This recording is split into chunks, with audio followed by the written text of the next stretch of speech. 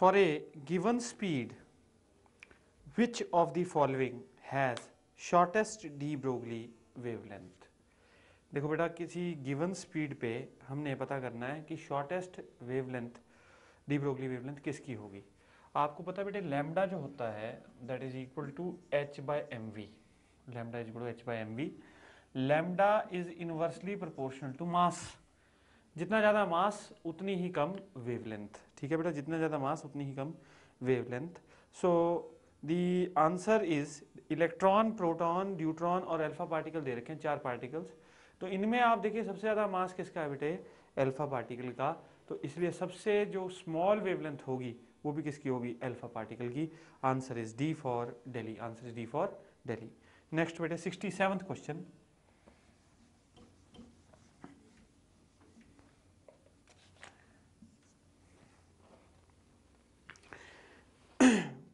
Consider electrons and protons accelerated in a vacuum tube across the same potential difference.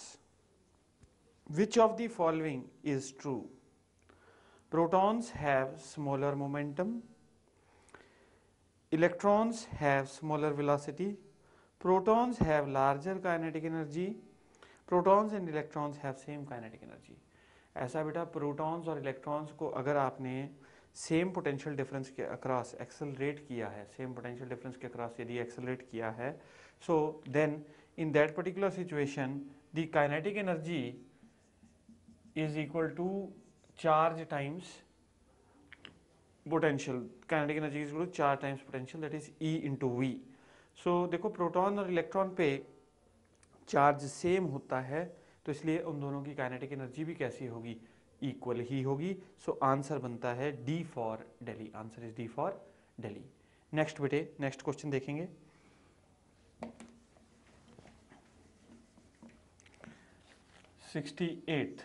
Question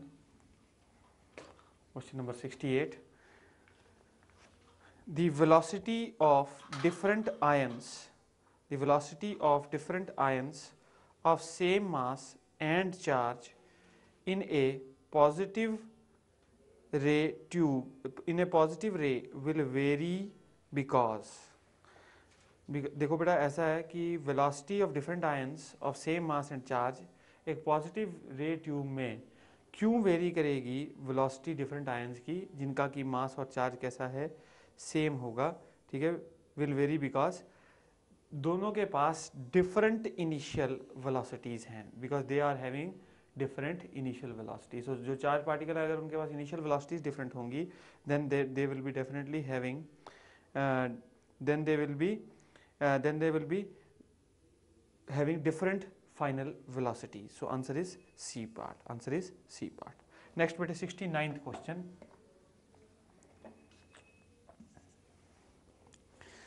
Which of the following is correct? कौन सी correct statement है इसमें?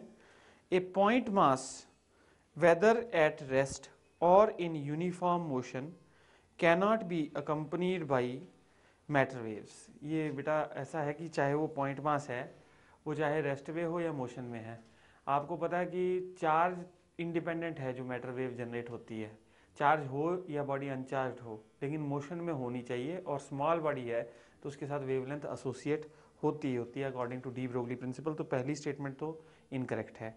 B part है only a charged particle at rest is accompanied by matter waves. एक charge particle जो कि rest पर है वही अकम्पनीड है किससे, मैटर वेव से। बेटा ये भी गलत है, क्योंकि it is at rest. Rest पे मैटर वेव्स कहाँ से आएंगी, ठीक है बेटा, तो उसके साथ मैटर वेव्स एसोसिएट नहीं होती। C part only an accelerated charge particle is accompanied, ये भी कहना गलत है कि ओनली, ऐसा मैटर वेव एसोसिएट हो रही है लेकिन ओनली चार्ज पार्टिकल के साथ ही होगी जो एक्सेलरेशन में हो, ये भी कहना गलत है। नेक्स्ट है बेटे, a moving particle whether charged or uncharged is always accompanied by matter waves. This is correct. कोई भी मूविंग पार्टिकल है, चाहे वो चार्ज्ड हो चाहे वो अनचार्ज्ड हो, लेकिन जब भी वो चलेगा, ठीक है, whenever it is in motion it is accompanied by matter waves, वो matter wave से accompanied है। ठीक है बेटा, answer is D for Delhi. Next देखेंगे 70th क्वेश्चन।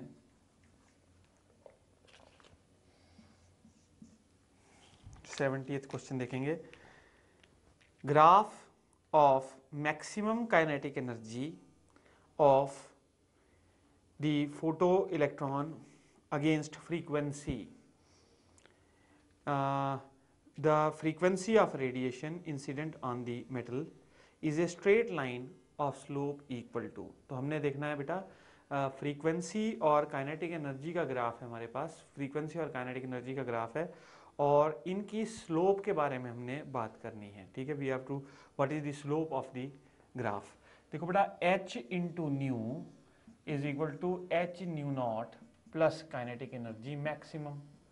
सो इसका मतलब है काइनेटिक एनर्जी मैक्सिमम किसके बराबर होगी बेटे, that is equal to H into nu minus nu naught. ये किसकी है, लाइन की इक्वेशन। इसको आप कंपेयर करो बेटा y equal to M X plus C से। अगर आप इसको y equal to M X plus C से कंपेयर करते हो तो m किसके बराबर आ गया, h, यानी कि स्लोप कितनी हो गई, slope is equal to h only. ठीक है बेटा, तो slope of the line is equal to h। So answer becomes D for Delhi. Answer is D for Delhi. Next देखेंगे बेटा 71st question.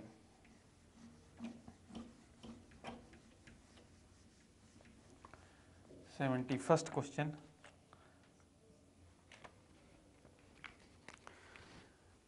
Mass of a photon of frequency nu is given by. तो mass of a photon जिसकी frequency nu है वो किस expression से given है, that we wish to find out.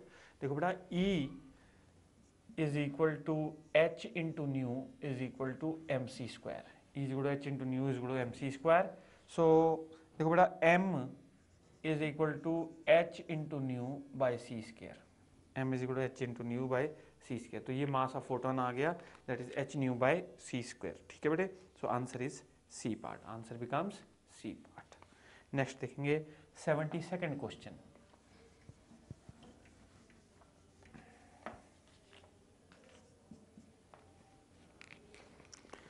A photon behaves as if it had a mass equal to। ठीक है बेटा, तो हमारे 4 एक्सप्रेशंस दे रखे हैं, मास अभी भी हमने निकाल के देखा। 72nd क्वेश्चन में again mc square is equal to H nu, so mass h nu upon c square, mass is equal to H nu upon c square. That is answer is B for Bombay। Answer is B for Bombay। Next बेटे 73rd question. Next देखो 73rd question. A point source of light is used in a photoelectric effect. A point source of light is used in a photoelectric effect if the source is removed further from the emitting metal the stopping potential will। ऐसा बेटे 73rd question में अगर आपने source of light को photo electric material से, जो photo sensitive material है, उससे दूर कर दिया तो the saturation current will change. Saturation current will change because saturation current is inversely proportional to square of distance. और बेटा what will happen to stopping potential, it will remain constant। so answer is C part, the stopping potential will remain constant। so answer is C। next 74th देखेंगे।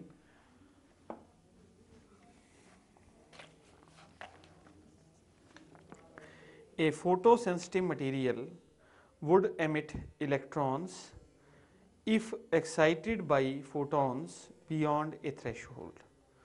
To overcome threshold one would increase। to overcome threshold one would increase। so देखो बेटा ऐसा है कि अगर हमने threshold frequency को overcome करना है, यानी कि जो थ्रेशोल्ड रिक्वायरमेंट है उसको यदि आपने ओवरकम करना है, सो आपको क्या इंक्रीज करना पड़ेगा, you need to increase the frequency of light. So answer is A part. Answer क्या हो गया बेटा, A part. Next 75th question. 75th question।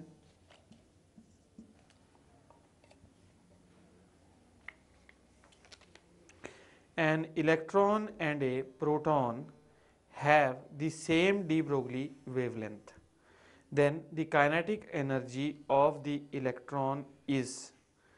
अच्छा देखो बेटा, ऐसा है कि जो इलेक्ट्रॉन और प्रोटॉन हैं उनके पास सेम डी ब्रोगली वेवलेंथ है। तो कहता है then the kinetic energy of the electron, तो kinetic energy of the electron हमने डिस्कस करनी है। अगर दोनों इलेक्ट्रॉन और प्रोटॉन के पास सेम वेवलेंथ है, सेम डी ब्रोगली वेवलेंथ है, तो दोनों के पास जो मोमेंटम होगा, इसका मतलब है दोनों का मोमेंटम सेम हो गया। तो momentum of electron is equal to momentum of proton. ठीक है बेटा, तो linear momentum of electron is equal to linear momentum of proton. अब देखिए बेटा, इस पर्टिकुलर सिचुएशन में if you see the kinetic energy, जो काइनेटिक एनर्जी होती है that is equal to p square by twice mass, that is momentum square by twice mass. So kinetic energy की inverse proportionality आ गई किसके साथ? मास के साथ। जिसका मास कम उसकी काइनेटिक एनर्जी ज़्यादा। तो इलेक्ट्रॉन का मास कम तो उसकी काइनेटिक एनर्जी ज़्यादा होगी, ग्रेटर देन, तो the kinetic energy of the electron is greater than the kinetic energy of the proton. So answer is D for Delhi, answer is D for Delhi. Next देखेंगे बेटा 76th क्वेश्चन।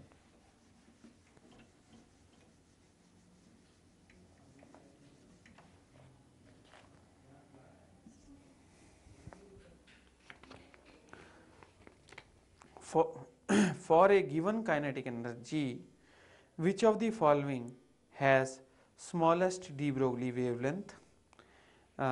इलेक्ट्रॉन, प्रोटॉन या alpha particle. अब ऐसा है कि तीनों की kinetic energy same दे रखी है हमें, और हमने पता करना है कि इनमें से सबसे छोटी डी ब्रोगली वेवलेंथ किसकी होगी। तो अब आप देखिए बेटा, lambda is equal to H by square root of 2m into kinetic energy. तो लैम्डा हो गया inverse proportionality square root of M के। So lambda wavelength is inversely proportional to square root of mass. तो अब देखिए बेटा, जिसका मास ज़्यादा उसकी वेवलेंथ कम।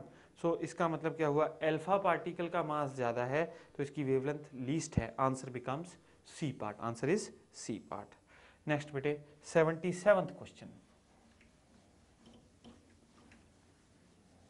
नेक्स्ट देखेंगे 77th question. The slope of frequency of incident light and stopping potential for a given surface is. So हमने पता करना है बेटा slope of frequency of incident light and stopping potential for a given surface is. आपको ये बात पता है बेटे, h into nu minus nu naught is equal to kinetic energy maximum. ठीक है बेटा, so h into nu minus nu naught is equal to e times stopping potential.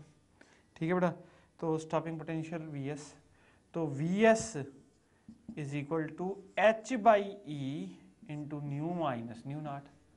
तो इसका मतलब है अगर आप स्टॉपिंग पोटेंशियल और फ्रीक्वेंसी का ग्राफ बना रहे हैं तो उसमें जो स्लोप आएगी वो कितनी आ रही है? h by e. So answer becomes B for Bombay, answer is B for Bombay. Next बेटे 78th question.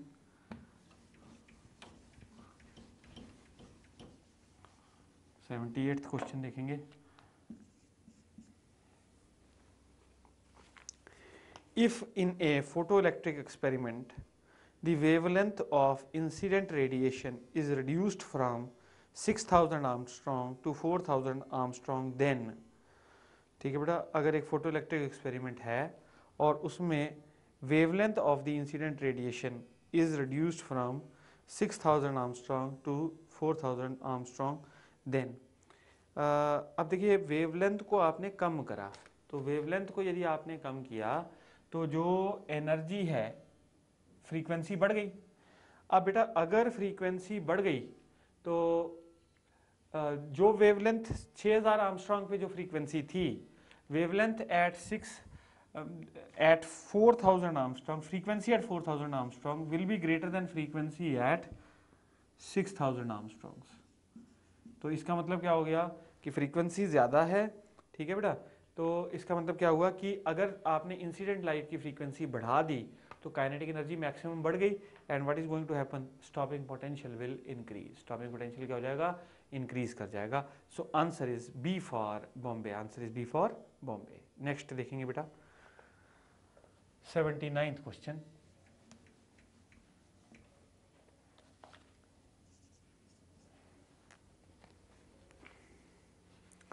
An electron is moving on a circular path of radius r with speed v in a transverse field b, E by m for it will be। so देखो बेटा ऐसा है कि एक electron circular path पे r radius में गोल घूम रहा है और हमें वो v स्पीड से चल रहा है और जो ट्रांसवर्स फील्ड है, जो परपेंडिकुलर उसके फील्ड है पाथ के, दैट इज b। तो E बाय m हमने उसके लिए पता करना है। देखो आपको बड़ी क्लियरली पता है कि जो फोर्स, जब कोई चीज़ सर्कल में चल रही हो तो उसको सेंट्रीपिटल फोर्स की रिक्वायरमेंट चाहिए। तो सेंट्रीपिटल फोर्स की जो रिक्वायरमेंट है that is mv square by r। तो mv square by r is equal to BeV, that is the force BQV। ठीक है बेटा, BQV साइन थीटा होता है, तो थीटा कितना हो गया 90, साइन 91 हो गया, तो BeV हो गया। तो अब देखिए बेटा E बाय m, तो ये देखिए E बाय m कितना हो जाएगा बेटे, V से एक V कैंसिल हो गया, तो E बाय m हमारे पास हो गया कितना बेटे, that is equal to V by B R. वो चार्ज टू मास रेशियो आ गई V by B R. So answer देखिएगा बेटा, answer is A part, answer is A part. Next बेटे 80th question.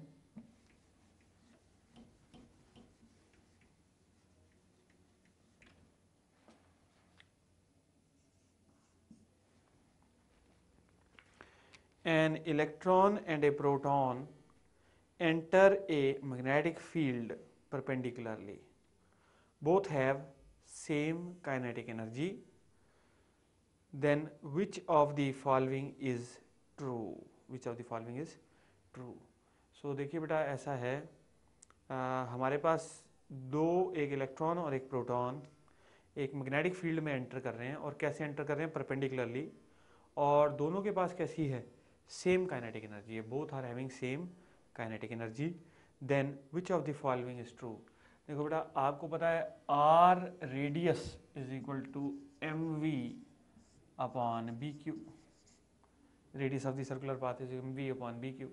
mv is linear momentum, so r is equal to square root of 2m into kinetic energy upon bq, 2m into kinetic energy, square root of 2m into kinetic energy upon bq। अब आप देखिए बेटा इस particular situation में जो radius है, अब देखिए दोनों के पास सेम काइनेटिक एनर्जी है, तो radius is directly proportional to square root of mass, radius is directly proportional to square root of mass. अब यदि जिसका मास ज़्यादा उसका रेडियस भी ज़्यादा, और जिसका रेडियस ज़्यादा वो कम कर्व होएगा। ठीक है, तो प्रोटॉन का मास ज़्यादा है इलेक्ट्रॉन से, तो प्रोटॉन का रेडियस भी ज़्यादा होगा, इसलिए उसका पाथ लेस कर्व्ड होगा, trajectory of proton is less curved. So answer is B for Bombay, answer is B for Bombay. Next देखेंगे बेटा 81st question.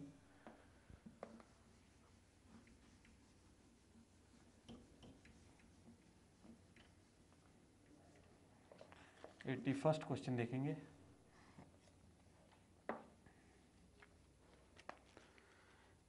Which of the following graphs correctly represents the variation of particle momentum with associated de Broglie wavelength? So wavelength और momentum का curve हमने पता करना है जो given graphs है हमारे पास। देखो बेटा lambda is inversely proportional to momentum, यानी ये x equal to 1 by Y या y equal to 1 by X का ग्राफ हो गया। तो अगर आप ये y एक्सिस पर मोमेंटम रखेंगे और x एक्सिस पर वेवलेंथ रखेंगे तो आपके पास जो ग्राफ आएगा ये कुछ इस तरह का आना चाहिए। क्यों? क्योंकि अगर आप देख रहे हैं कि मोमेंटम को घटा रहे हैं तो वेवलेंथ बढ़ रही है, और ग्राफ लीनियर नहीं है क्योंकि ये लाइन का इक्वेशन नहीं है बेटा, ये this curve, this equation will always give us a curve, तो ये इक्वेशन से हमेशा एक कर्व ही हमारे पास आएगा। ठीक है बेटे, next 82nd question.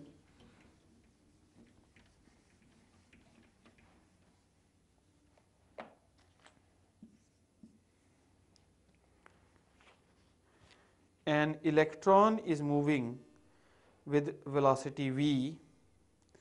It enters a region of uniform magnetic flux density B and uniform electric field E. E and B are mutually perpendicular. The velocity v will not remain constant unless v is, हाँ बेटा ये देखिए, अगर हमारे पास crossed electric और magnetic fields हों और उसमें हम लोग इलेक्ट्रॉन को बीच में भेज रहे हैं और हम कहते हैं कि भाई इलेक्ट्रॉन की जो वेलोसिटी है वो कांस्टेंट रहती है, कब रहेगी? जब बेटा जो वेलोसिटी की डायरेक्शन है इलेक्ट्रॉन की that is perpendicular to both electric and magnetic fields, that is perpendicular both electric and magnetic fields. उस समय क्या होगा, जब इलेक्ट्रिक और मैग्नेटिक फील्ड्स परपेंडिकुलर होंगी, the electric force will be equal to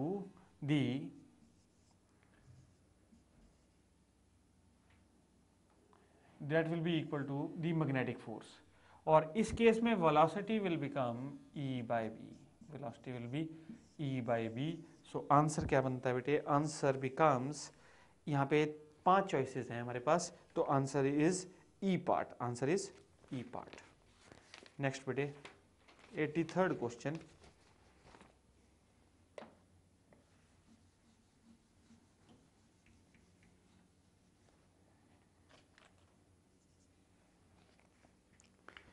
Emission of electrons from a metal plate illuminated with monochromatic electromagnetic radiation will always take place provided, देखिए बेटा ऐसा है कि जो एमिशन है इलेक्ट्रॉन्स की एक मेटालिक प्लेट से जो कि मोनोक्रोमैटिक इलेक्ट्रोमैग्नेटिक रेडिएशन के साथ इल्यूमिनेटेड है, it will always take place, कब तक होती रहेगी? जब तक the work function of the plate, when the work function of the plate is less than the energy of a single photon and the plate is uncharged.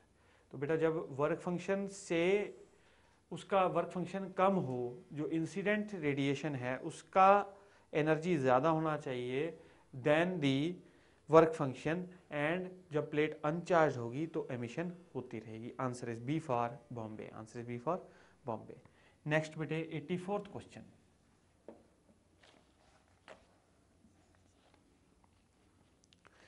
The stopping potentials are V1 and V2 with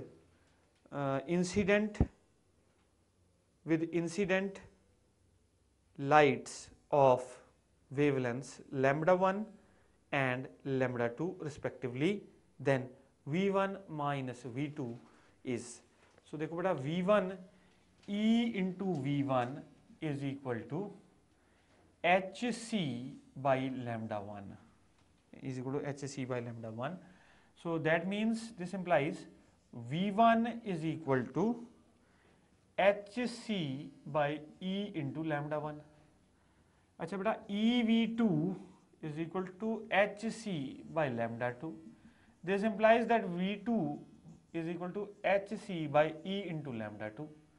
तो बेटा V1 minus V2 यानी stopping potential is equal to HC by E into 1 by lambda 1 minus 1 by lambda 2.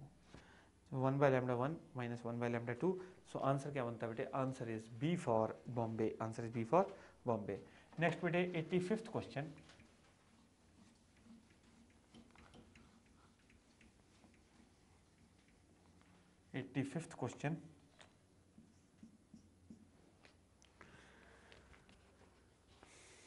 The de Broglie wavelength lambda for a particle with mass m and kinetic energy E is given by, आपको ये बात अच्छे से पता है बेटे, lambda is equal to H by p, और जो एनर्जी है kinetic energy that is equal to p square by 2m। So this implies P is equal to root of 2me. So lambda is equal to h by square root of 2 times m into e. So यहाँ पे answer कौन सा बनता है? Answer is C part. Answer is C part. Next बेटे 86th question.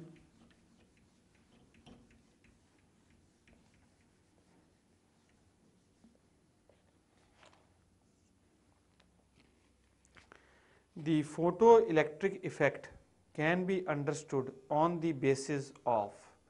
तो photoelectric effect को हम किस बेसिस पर समझ सकते हैं? A part wave theory of light only, B part electromagnetic theory of light only, C part quantum theory of light only, D part none of these. देखो बेटा, हमने जब स्टडी किया है फोटोइलेक्ट्रिक इफेक्ट तो वी हैव आइंस्टाइन इक्वेशन में the max Planck की जो क्वांटाइजेशन थ्योरी है उसका यूज़ किया गया है. सो इसलिए फोटोइलेक्ट्रिक इफेक्ट को हम लोग क्वांटम थ्योरी ऑफ लाइट से ही एनालाइज कर सकते हैं. We can only analyse by quantum theory of light. Answer is C part. Answer becomes C part. Next बेटे 87th क्वेश्चन.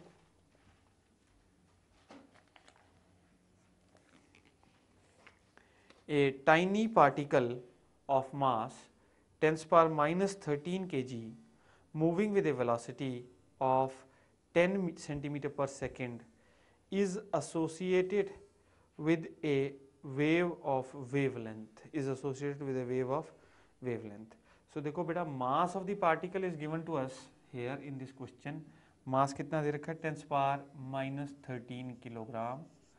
और बेटा वेलोसिटी दे रखी है हमको 10 into 10 power minus 2 metre per second. और हमने इसके साथ निकालना कि कितनी वेव की वेवलेंथ के साथ ये पार्टिकल एसोसिएटेड है. तो अब आप देखिए बेटा, lambda is equal to H by m we. So h is 6.63 into 10 power minus 34 upon mass 10 power minus 13 into 10 power -1. ठीक है बेटा, 10 पर -1. तो अब ये देखिए ये कितना हो जाता है बेटा? 6.63 इंटू 10 पावर, ये -34 है और ये -14 है, तो ये हो गया -20 मीटर इंटू बेटा क्या चीज़? 100 सेंटीमीटर, यानी 10 पावर 2. तो that is equal to 6.63 into 10 power -18 centimetres. So answer क्या बनता है? Answer is A part. Answer becomes A part. Next बेटे 88th question.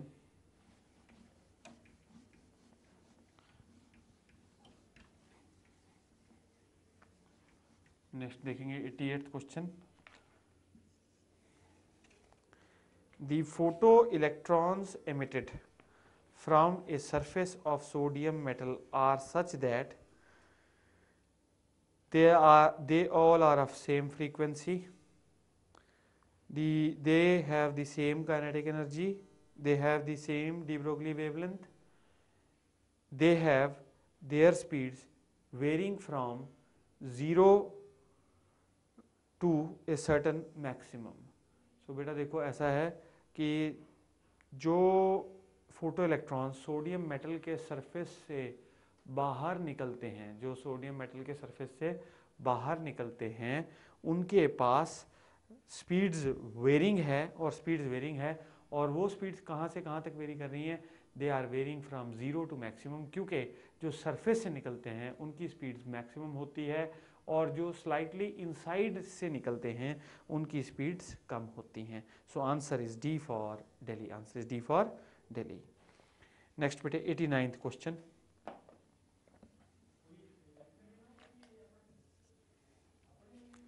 The study of discharge of electricity through gases led to the discovery of. देखो बेटा, जो discharge है electricity का through gases, उससे हमने क्या डिस्कवर किया था? We discovered electron. ठीक है बेटा, उससे हमने इलेक्ट्रॉन को डिस्कवर किया था. जो CRT cathode ray tube experiment है उसमें जो स्ट्रीम ऑफ जो कैथोड रेज चलती हैं, they were found that they were composed of electrons, और इलेक्ट्रॉन की डिस्कवरी हुई थी. So answer is D for Delhi. Answer is D for Delhi. Next देखेंगे बेटा 90th question, question number 90, the photoelectric effect is based on the conservation of.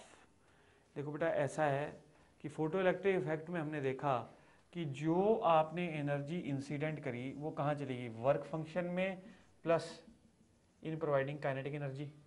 तो इसका मतलब है जो ये एनर्जी थी इंसिडेंट रेडिएशन की, energy of incident radiation, energy of incident radiation, ये एनर्जी दो भागों में चली गई, एक तो work function plus kinetic energy. It has gone into work function and it has gone into providing kinetic energy. तो ये जो फोटो इलेक्ट्रिक इफेक्ट है it shows us the conservation of energy, तो ये एनर्जी की कंजर्वेशन पे based है। So answer becomes B for Bombay. Next बेटे 91st question,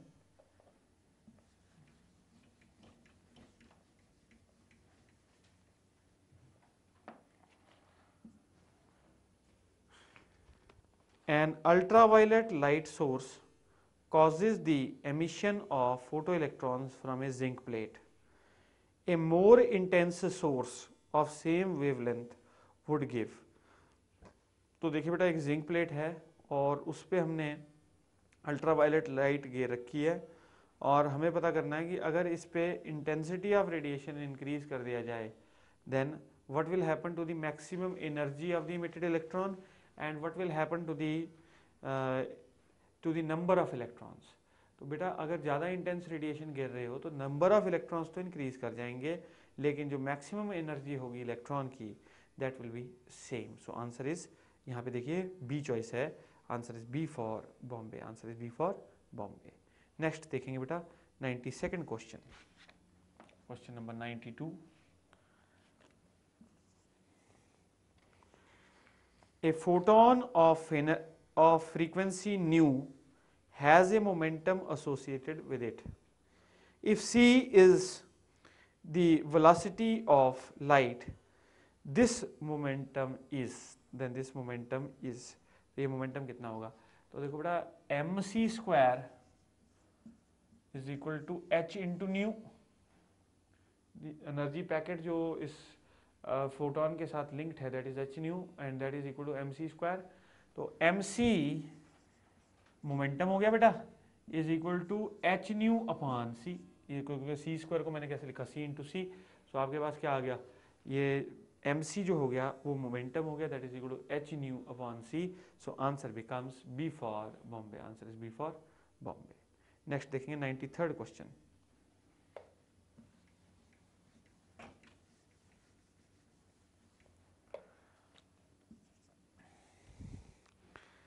the momentum of an electron of wavelength 100 Armstrong is।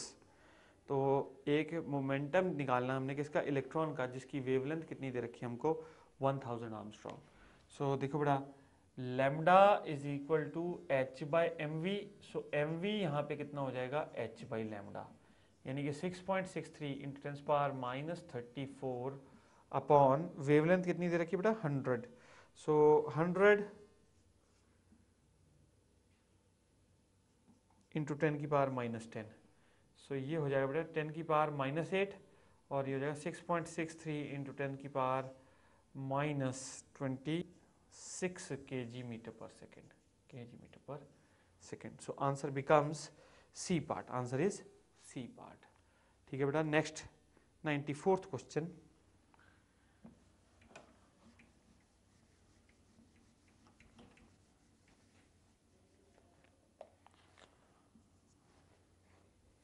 in Einstein's photoelectric equation EK refers to। देखिए बेटा Einstein की photoelectric equation में EK हमने कहा है H new minus work function, H new minus work function. So EK here refers to the maximum kinetic energy of emitted electrons, maximum kinetic energy of emitted electrons, maximum kinetic energy of emitted electrons। So answer क्या बनता है? B for Bombay, answer is B for Bombay. Next बेटे 95th question,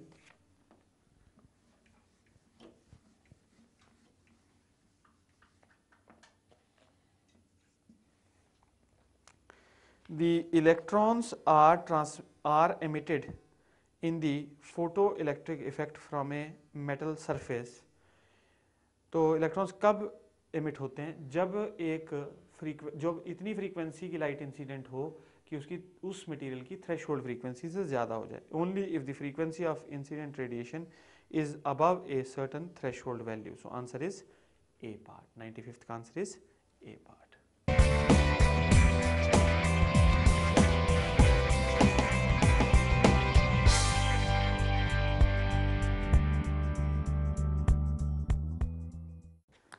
Question number 96.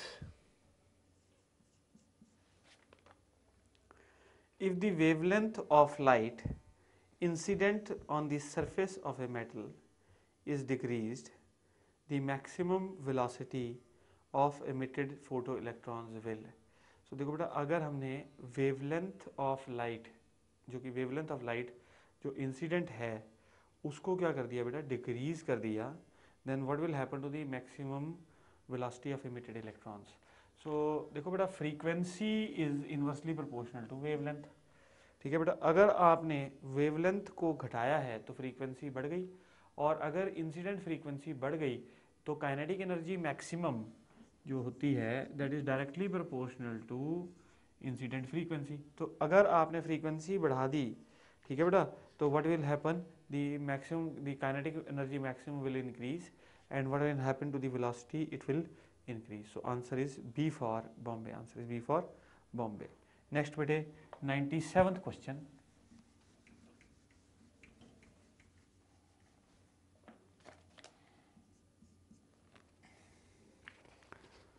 light of wavelength 4000 Armstrong is incident on a metal plate whose work function is 2 electron volt. The maximum kinetic energy of the emitted photoelectrons would be। so हमने देखो बेटा light incident की है 4000 आर्मस्ट्रॉन्ग्स की, और ये एक metal plate पे इंसिडेंट की है जिसका वर्क फंक्शन है 2 इलेक्ट्रॉन वोल्ट्स, और जो मैक्सिमम काइनेटिक एनर्जी होगी एमिटेड फोटो इलेक्ट्रॉन की वो हमने निकालनी है। सो बेटा देखिए इसमें again we can calculate this. E is equal to work function plus kinetic energy maximum, और यहाँ से आप देखिए काइनेटिक एनर्जी मैक्सिमम जो होगी that is equal to E minus work function, that is equal to E minus work function. So E जो होगा that is equal to H C by lambda minus work function कितना हो गया बेटे 2। ठीक है, एच सी की value 12375 ये है electron volt armstrongs, by wavelength is 4000, तो ये यूनिट्स आएगी इलेक्ट्रॉन वोल्ट्स माइनस 2। ठीक है, ये अगर आप सॉल्व करते हो तो ये आपके पास आ जाता है 1.1 electron volt. You get the answer as 1.1 electron volt. So answer becomes C part, answer is C part. Next देखेंगे 98th question,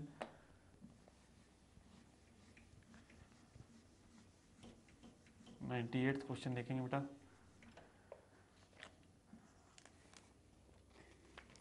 A source of light is placed at a distance of 1 meter from photocell and cutoff potential is found to be V0. If the distance is doubled, the cutoff potential will be। देखो बेटा, अगर आपने distance को किया double तो saturation current हो जाएगा 1/4। अब अगर आपकी सोर्स ऑफ लाइट जो है, सोर्स ऑफ लाइट अगर दूर कर दी तो सिर्फ इंटेंसिटी में वेरिएशन होता है, और अगर पहले स्टॉपिंग पोटेंशियल V0 था तो after changing the stopping potential will also remain V0। So answer is C part, answer is C part. Next देखेंगे बेटा 99th क्वेश्चन, 99th क्वेश्चन देखेंगे। The equation E is equal to PC, the equation E is equal to PC is valid for, तो किसके लिए valid है? ये बेटा Einstein का रिलेशन है, E is equal to M C square. तो ये वैलिड है एक फोटॉन के लिए क्योंकि उसका रेस्ट मास 0 होता है और energy is getting converted into mass, so it is valid for a photon but not for a electron. Valid है फोटॉन के लिए बट इलेक्ट्रॉन के लिए ये वैलिड नहीं है। So answer is C part, answer is C part. Next बेटे 100th question, question number 100। Light of frequency 1.5 times the threshold frequency is incident on photosensitive material. If the frequency is halved and intensity is doubled, the photo current becomes. So light की देखो बेटा threshold frequency जो है उससे 1.5 गुना frequency की light incident की गई है एक photosensitive material पे।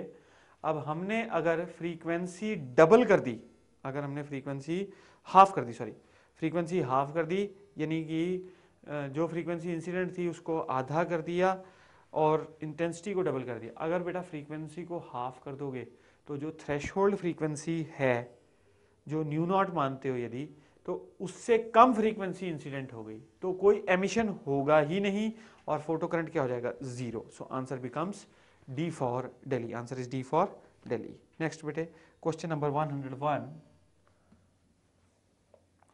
question number 101, the best metal to be used for photo emission is, कौन सा बेस्ट मेटल है फोटो एमिशन के लिए? तो बेटा एक हमको दे रखा है potassium, sodium, caesium, lithium. So देखिए जो बेस्ट मेटल है फोटो एमिशन के लिए दैट इज सीजियम। सीजियम जो है that is the best metal for photo emission. So answer becomes C part, answer is C part. Next बेटे 102nd question,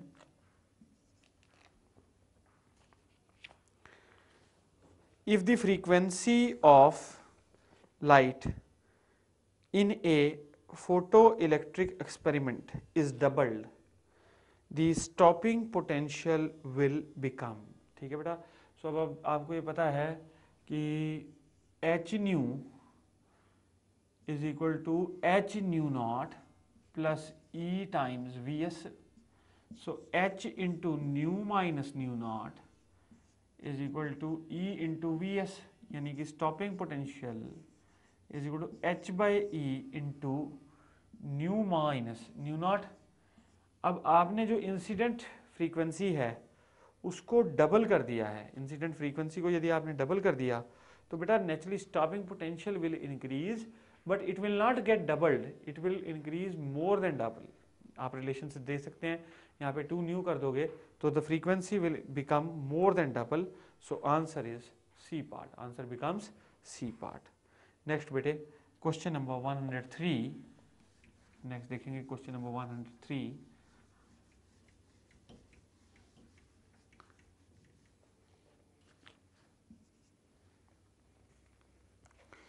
The photons in a radio wave of wavelength 3 into 10 power 4 centimeter have an energy।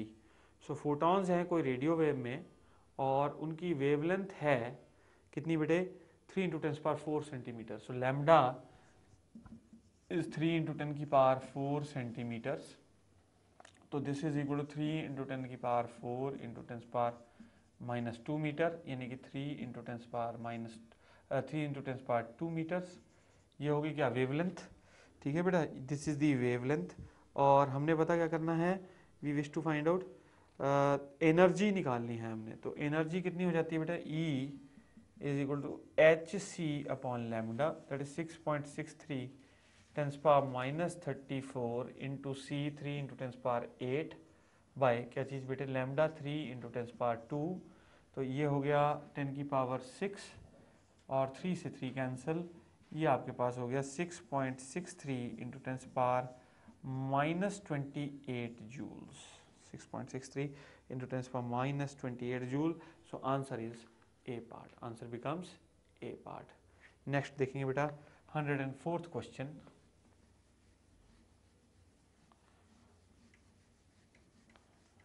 question number 104, let us check up।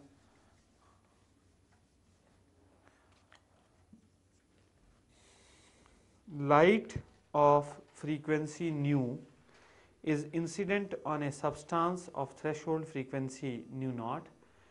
कोई light है new frequency की और incident है किसी material पर जिसकी threshold wavelength है न्यू नॉट, और जो फ्रीक्वेंसी है knew that is greater than new not, जो इंसिडेंट फ्रीक्वेंसी है वो थ्रेशोल्ड फ्रीक्वेंसी से ज़्यादा है, the energy of the emitted photo electron will be, तो कितनी एनर्जी एमिट करेगा जो फोटो इलेक्ट्रॉन एमिट हो रहा है वो हमने देखना है। तो देखो बेटा आपको पता है energy incident is equal to work function plus kinetic energy maximum.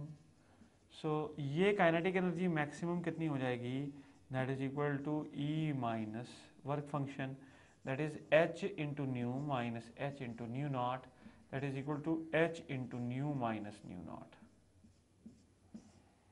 H into nu minus nu naught. So answer is A part, answer is A part. Next देखेंगे 105th question.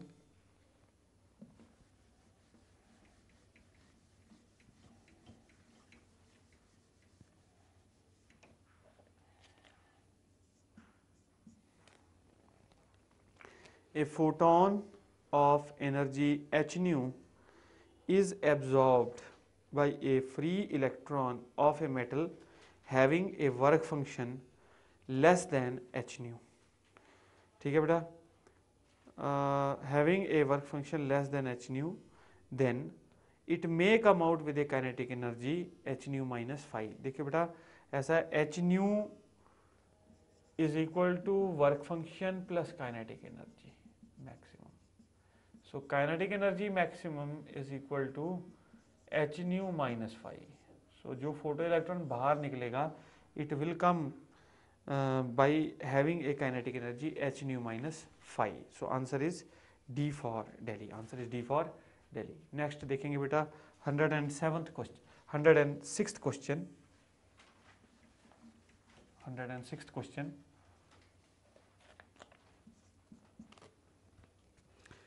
The retarding potential for having zero photoelectronic current, तो retarding potential for having zero photoelectronic current, तो बेटा देखो increases uniformly with increase in the frequency of incident light wave। बिल्कुल सही बात है। अगर आपने ये डी चॉइस है यहाँ पे, तो अगर आपने रिटार्डिंग पोटेंशियल को ज़ीरो करना है for having zero photo retarding potential जो है उसको कितना किया जाए, उसका वेरिएशन कैसे होता है फ्रीक्वेंसी के साथ में, यदि हम क्या करना चाहते हैं फोटो इलेक्ट्रॉनिक करंट को ज़ीरो करना चाहते हैं, then this retarding potential increases uniformly with the increase in the frequency of incident light wave। So answer is D for Delhi, answer is D for Delhi। Next beta 107th question, 107th question।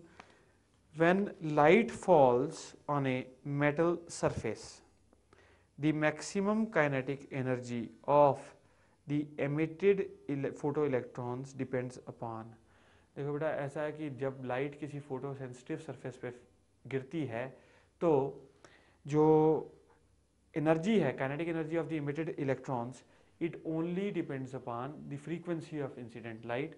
The more is the kinetic energy, the more is the more is the frequency, the more is the kinetic energy of the emitted electrons. So answer 107th का हो गया B for Bombay, answer is B for Bombay. Next बेटे 108th question, 108th question। J.J. Thomson's cathode ray tube experiment demonstrated that देखिए बेटा J.J. Thompson के जो experiment था, अब आपको ये पता है कि इलेक्ट्रॉन और प्रोटॉन पर चार्ज सेम होता है, जो चॉइसेस दे रखी हैं मैं उसके हिसाब से बता रहा हूँ आपको।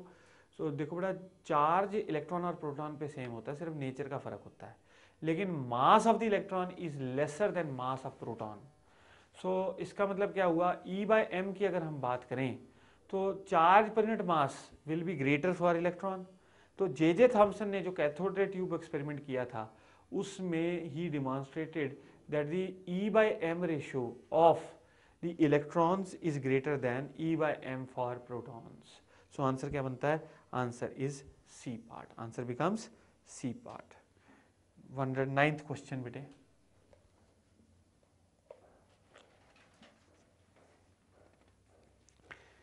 A cesium photocell with a steady potential difference of 60 volt across it is illuminated by a bright point source of light 50 centimeter away.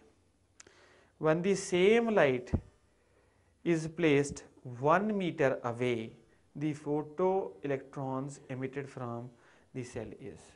देखो आपने क्या कह रहा है बेटा, आपके पास कोई फोटो सेल है सीजियम का और उसमें से आपने उसको इल्यूमिनेट किया लाइट से जो कि 50 सेंटीमीटर यानी हाफ मीटर अवे है. जब आपने उसी लाइट सोर्स को दुगनी दूरी पर प्लेस कर दिया यानी कि distance of the light source you have made twice, तो number of photo electrons emitted, तो बेटा number of photo electrons emitted is inversely proportional to square of distance, is inversely proportional to square of distance. अब देखिए अगर आपने distance double कर दिया then what is going to happen to number of photoelectrons? They will become, number of photoelectrons will become 1/4. Number of photoelectrons becomes 1/4. ठीक है बेटा. So answer is are 1/4 as numerous. So answer is A part. Answer is A part. Next बेटे 110th question. Next देखेंगे 110th question.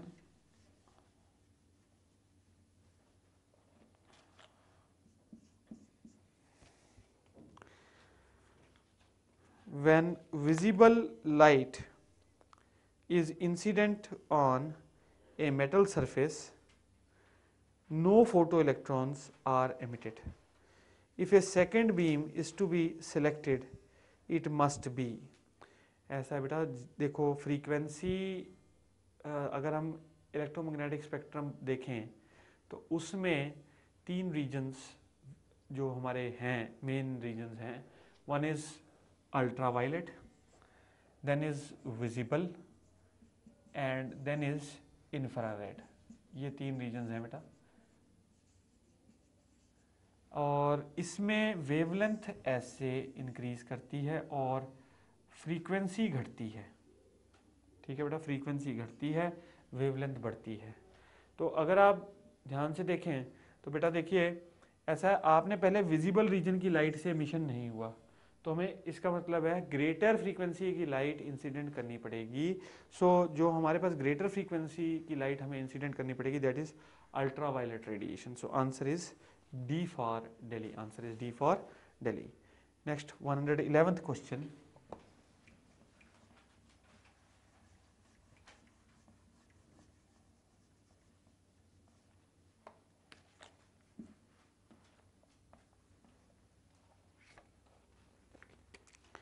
Which of the following physical phenomena cannot be described only by the wave theory of electromagnetic radiation?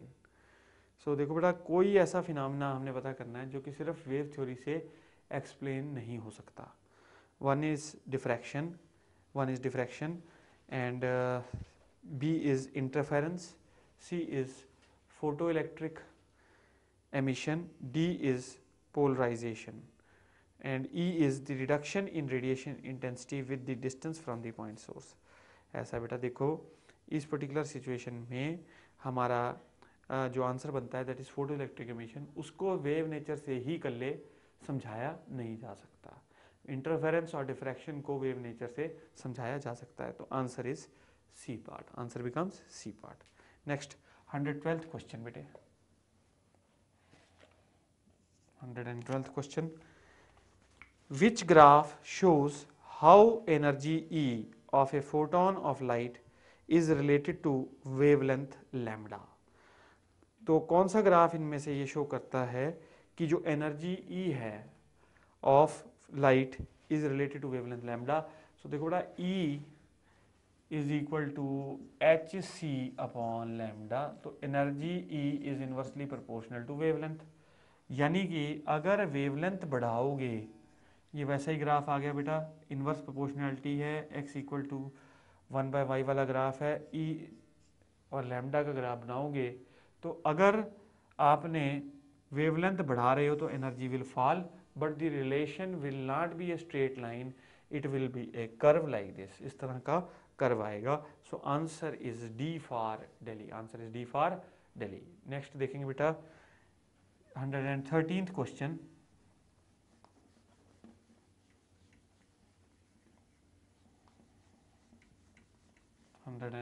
Question,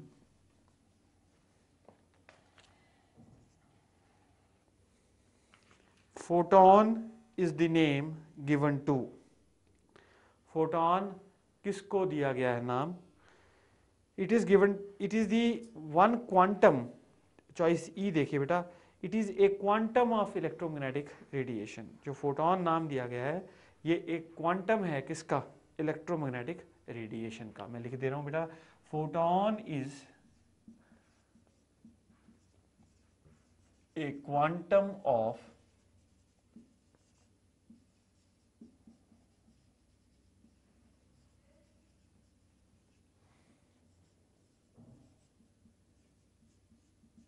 electromagnetic radiation. Next question 114th question बेटा,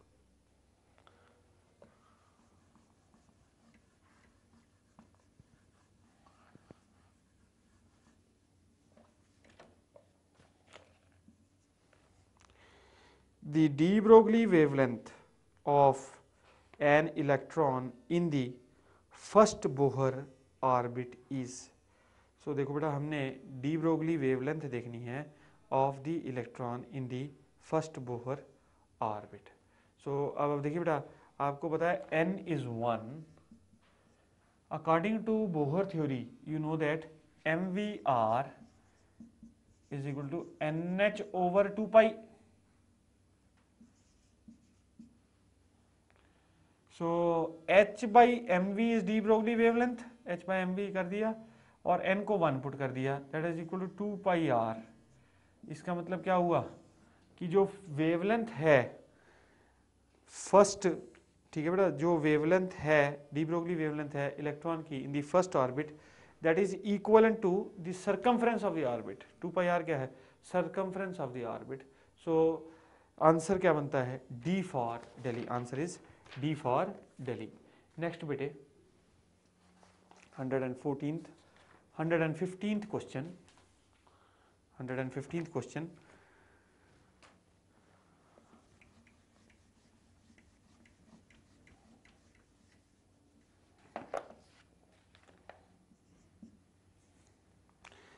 when an electron jumps from n1th orbit to n2th orbit, the energy radiated is given by।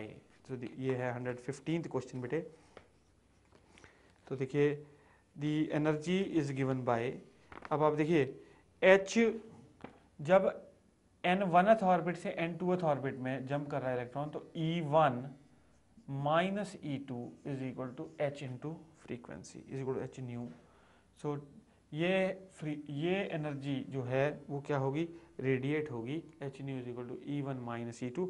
So answer is equal to C part, answer कौन सा बनता है बेटा, C part. Next 116th question,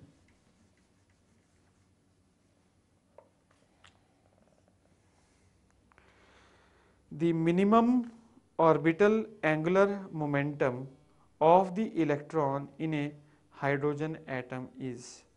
तो minimum orbital angular momentum हमने पता करना है, और momentum of the electron in a hydrogen atom is, कितना होगा एक हाइड्रोजन एटम का, ठीक है बेटा।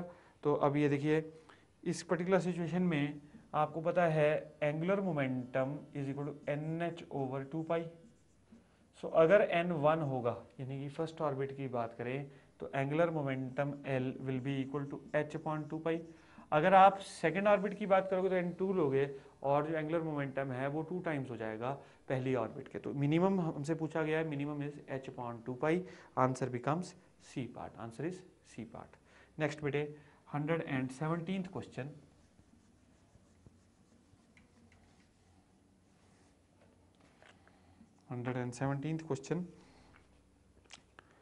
when a hydrogen atom is raised from ground state to an excited state, जब हम ग्राउंड स्टेट से एक्साइटेड स्टेट में एक इलेक्ट्रॉन को रेज करते हैं, ठीक है बेटा, हाइड्रोजन एटम में, then what happens to potential energy.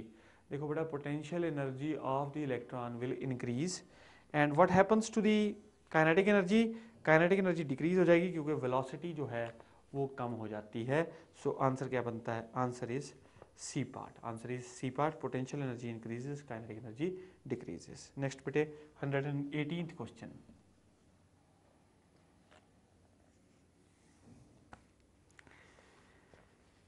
an alpha particle colliding with one of the electrons in a gold atom loses। so देखो बेटा, जब एक जो अल्फा पार्टिकल स्कैटरिंग एक्सपेरिमेंट था रदरफोर्ड का, उसमें जब एक अल्फा पार्टिकल किसी इलेक्ट्रॉन के साथ कोलाइड कर जाता है, गोल्ड एटम के किसी इलेक्ट्रॉन के साथ कोलाइड कर जाता है, then what happens to the what happens to the energy, it loses some portion of its energy, it loses a small portion of its energy। so जो लॉस हो जाता है एनर्जी का, so answer is C part, it loses some of its energy. Next बेटे 119th question,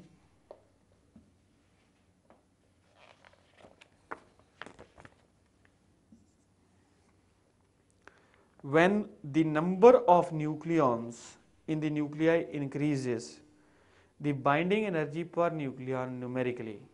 ऐसा बेटा, number of nucleons means we are moving towards heavier nuclei. तो ये बाइंडिंग एनर्जी कर्व की बात हो रही है, मैंने आपको बाइंडिंग एनर्जी कर्व बना के बताया था बेटा। तो बाइंडिंग एनर्जी कर्व में मैंने आपको ये बात बड़ी क्लियरली बताई थी कि अगर आप नंबर ऑफ न्यूक्लियॉन्स इंक्रीज करते हो शुरुआत में, तो बाइंडिंग एनर्जी क्या करेगी, पहले इंक्रीज करेगी, और जैसे जैसे बहुत हैवी न्यूक्लियस की तरफ जाओगे तो binding energy starts decreasing. So answer is A part, answer is A part, that is the binding energy first increases and then decreases। now question number 120,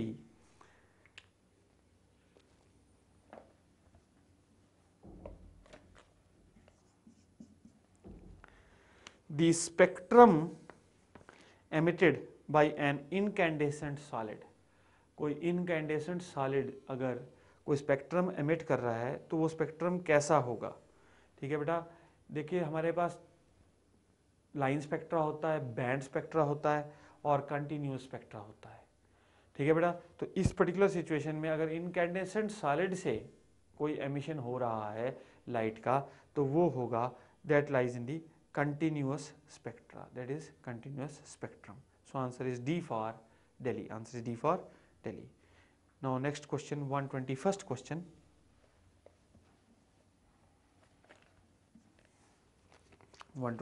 question, the E by M for beta particles emitted out from the nucleus in comparison to the value of E by M for photoelectrons is।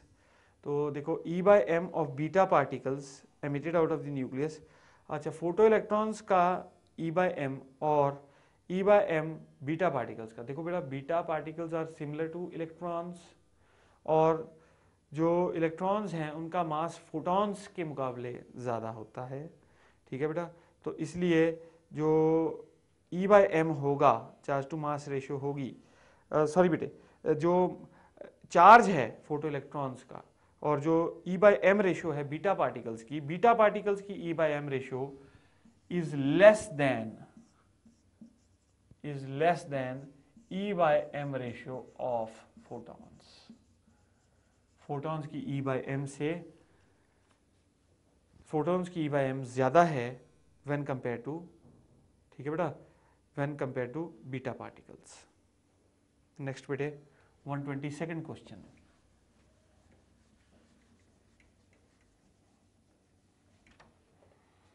122nd question देखेंगे। Figure 18 represents in simplified form sum of energy levels of the hydrogen atom. The energy axis has a linear scale. If the transition of an electron from E4 to E2 were associated with emission of blue light, then which transition could be associated with the absorption of red light? तो बेटा देखिए हमारे को 122nd question में we are given now देखिए in 122nd question we are given a energy level diagram.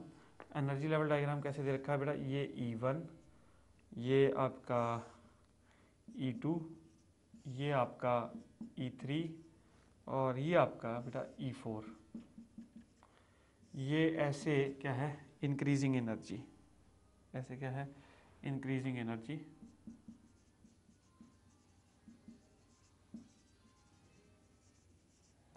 This is increasing energy. और देखिए बेटा इस इंक्रीजिंग एनर्जी में अगर हम देखें तो अगर E4 से E2 तक, E4 से E2 लेवल तक अगर इलेक्ट्रॉन आ रहा था तो कौन सी लाइट आई, ब्लू लाइट आई। अच्छा बेटे अगर हमने E2 से E3 तक लेके गए, E2 से सपोज कीजिए E3 तक, तो कौन सी लाइट आने की संभावना है। देखो बेटा ऐसा है कि इस क्वेश्चन में आपको रेड लाइट पता करनी है कि कब एसोसिएट होगी, रेड लाइट किस सिचुएशन में एसोसिएट होगी। आपको पता है ब्लू के मुकाबले रेड की जो वेवलेंथ है वो ज़्यादा होती है, तो इसका मतलब है हमें वेवलेंथ बढ़ानी है। वेवलेंथ तभी बढ़ती है जब सक्सेसिव लेवल्स हों, तो इसका मतलब क्या हुआ, और एब्जॉर्प्शन होनी है रेड लाइट की। एब्जॉर्प्शन तभी होती है जब लोअर लेवल से हायर लेवल जाए, तो इसका मतलब E2 से E3 अगर जाएगा तो रेड लाइट की एब्जॉर्प्शन हो जाएगी। बहुत अच्छा क्वेश्चन बेटे, तो रेड लाइट की एब्जॉर्प्शन हो गई। So answer becomes C part, answer is C part, E2 to E3। Next बेटे 123rd क्वेश्चन।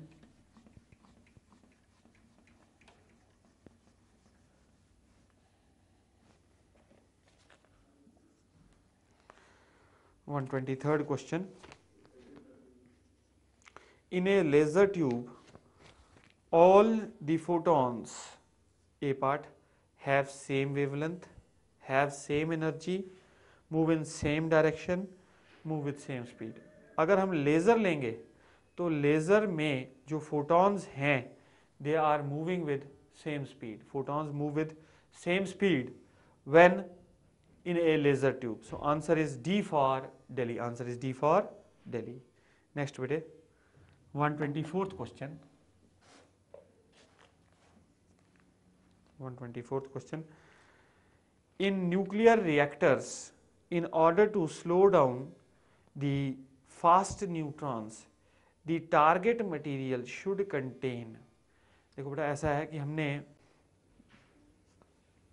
अगर एक न्यूक्लियर रिएक्टर में फास्ट मूविंग न्यूट्रॉन्स को स्लो डाउन करना है तो स्लो डाउन करने के लिए हमें क्या होना चाहिए, टारगेट मटेरियल में we should have some moderator, इसको कहते हैं मॉडरेटर, और मॉडरेटर हैवी वाटर यूज होता है। सो दे आर लाइटर न्यूक्लियाई। कैसे होते हैं, लाइट न्यूक्लियाई। तो कुछ ना कुछ प्रेजेंस होनी चाहिए लाइट न्यूक्लियाई की to slow down the fast moving neutrons. Next बेटे 125th question.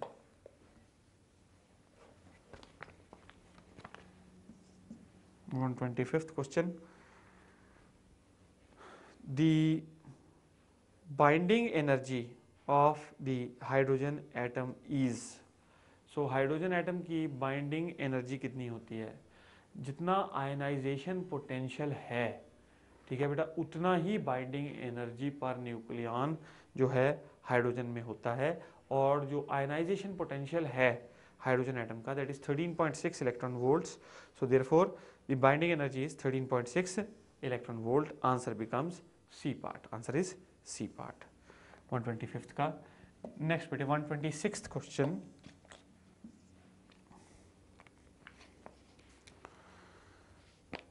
according to Bohr's theory, the radius of orbit described by principal quantum number n and atomic number z is proportional to।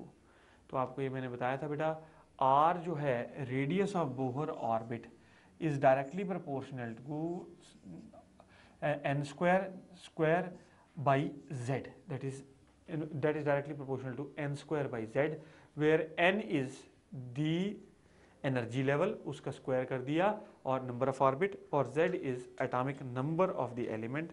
So therefore answer is D for Delhi, answer is D for Delhi. Next बेटे 127th question.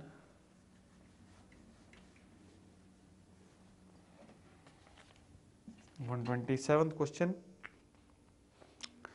The radius of Bohr's first orbit is a not. Radius of Bohr first orbit is a naught. The electron in the nth orbit has a radius. So देखो बेटा, first orbit का radius हमको a naught दे रखा है, और हमसे पूछा गया है nth बोहर ऑर्बिट का रेडियस कितना होगा। तो बेटा देखो, r is equal to n square into a naught, r is equal to n square into a naught, ये रिलेशन है हमारे पास। So answer becomes C part. Answer is C part.